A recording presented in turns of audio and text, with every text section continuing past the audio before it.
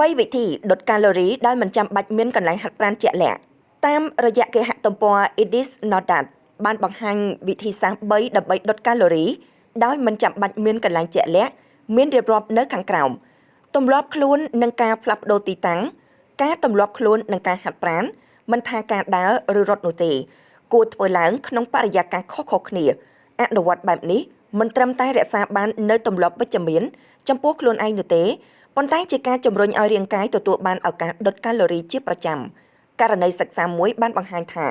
ការដើរនៅតាមឆ្នេរសមុទ្រមានឥទ្ធិពលដុតកាឡូរីបន្ថែមរហូតទៅដល់ 50% បើប្រៀបធៀបទៅនឹងផ្លូវដើរធម្មតាដើរថយក្រោយការដើរទៅមុខហាត់ប្រាណជាទម្លាប់ទូទៅ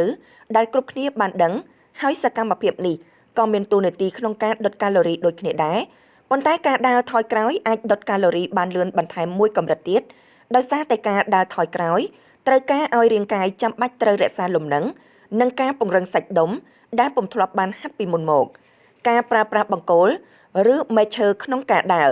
វិធីសាស្ត្រមួយដែលជួយដុតកាឡូរីប្រមាណពី15ទៅ20%គឺការប្រើប្រាស់បង្គោលក្នុងការទប់ដំណើរឬជំនួយការដើរជាពិសេស